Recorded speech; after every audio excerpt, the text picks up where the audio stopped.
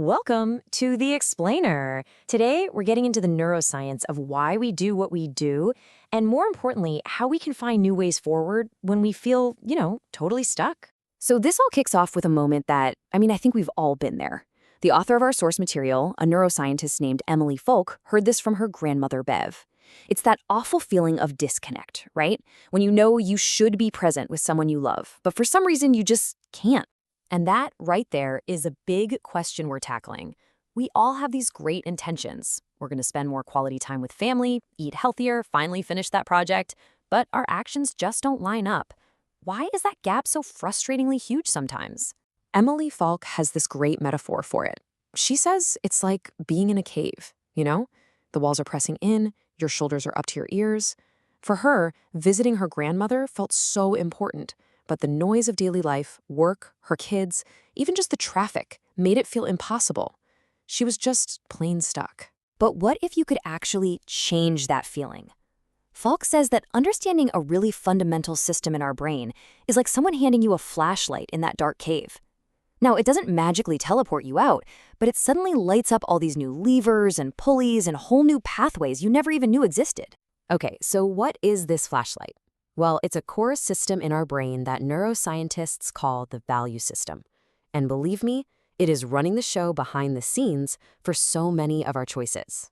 Think of it like a super fast, totally subconscious calculator in your head. In any given moment, it's weighing countless different factors, your goals, your feelings, what other people think, and it assigns a value to every possible option. And this happens almost instantly, guiding you toward whatever it calculates is the most rewarding choice for you, right now. To really see this system in action, let's look at this incredible story about a woman named Jenny Radcliffe. She's a professional people hacker, and she was hired to break into a high-security bank in Germany. Her target wasn't the lock on the door, it was the person guarding it. Now, what's so brilliant here is how Jenny completely hijacked the security guard's value calculation. She knew that in a culture that really prioritizes order, the most valuable option for that guard would be to just end the public scene she was causing. By making a fuss, she literally made buzzing her in the path of least resistance and the highest immediate reward for him. It's fascinating. Okay, so what is this system using for its calculations? What are the big inputs? Well, the first one is intensely personal. It's all about our sense of self. It turns out our brains are wired with this really simple but incredibly powerful bias. If something feels like me, we just automatically see it as more valuable, as better.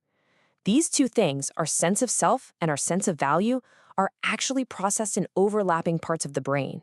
They're almost inseparable. And this is exactly why good marketing works so well, right?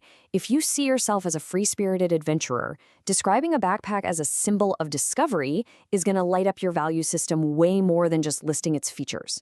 But if your identity is more practical, more rational, the complete opposite is true. The value of the choice literally changes based on which description fits who you think you are. And get this, comedian Jenny Slate totally lived this. She was feeling like a failure, trying so hard to be this kind of gutsy comedian she thought she should be, but it just wasn't her. And then she created Marcel the Shell, this small, sweet, totally authentic expression of how she actually felt. And by leaning into what was truly her, she found this incredible success. All right, so that's the me factor. But let's get into the second major input. Because as much as we're guided by ourselves, we're just profoundly shaped by other people. Our brains are basically social machines. They are constantly scanning our environment for clues about what other people value. Seriously, everything from your opinion on an actor like Benedict Cumberbatch to your decision to save electricity is massively influenced by the thoughts and actions of the people around you. So, there's this classic experiment by Solomon Asch. Participants were asked to do a really simple task, just match the length of a line. Easy. But when everyone else in the room, who were secretly actors, started confidently giving the wrong answer, about a third of the real participants just went along with it, agreeing with something their own eyes were telling them was false. And here is the really crucial part. Our brains experience being out of sync with the group as a literal threat. Brain scans show that when we find out our opinion is different from our peers, activity in our value system just plummets. It's like this neural alarm bell goes off, pushing us to change our view to get back in line. It treats fitting in as a powerful, powerful reward. Okay, so Let's pause. We have the flashlight. We know our choices are guided by this internal value calculation that's all about what's relevant to me and we in this exact moment. So how do we actually use that knowledge to find a new way out of the cave? Well, the key thing to realize is that the outcome of that calculation isn't set in stone. Just like Jenny Radcliffe did with the security guard, we can consciously shine our own flashlight on different inputs to change the result, both for ourselves and for other people.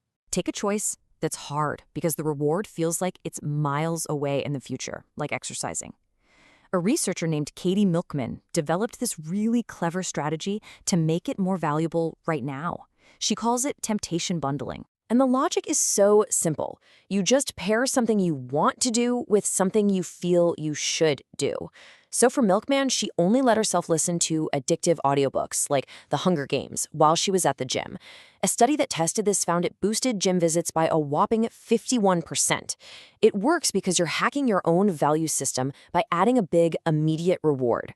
Okay, another powerful technique is something called reframing. And it's basically about changing the story you tell yourself or someone else about a choice. You're just shining that flashlight on a different feature of the decision. Take NBA player Ernie Grunfeld. His parents had escaped Soviet Romania, and to them, his education was everything. So they saw basketball as a total distraction. But his coach reframed it. He didn't talk about sports. He highlighted Ernie's incredible determination and argued that basketball could actually be his ticket to college. That one shift changed the value calculation for his parents, and it absolutely changed his life. And this brings us right back to where we started, with Emily Falk feeling trapped in that cave, wanting to see her grandma but just dreading the hassle. So what was her solution? She reframed the commute. Instead of driving, she started biking there. That one simple change moved the getting there part of the trip from the negative side of the equation over to the joyful side, completely tipping the scales of her value calculation so she could finally make the choice she wanted to all along. You know, in the end, understanding how our brain assigns value isn't just about making our own lives a little easier. It's about recognizing that every single choice we make sends a signal out into the world. As the Nobel laureate Maria Ressa said, we are each the beginning of the change we want to see.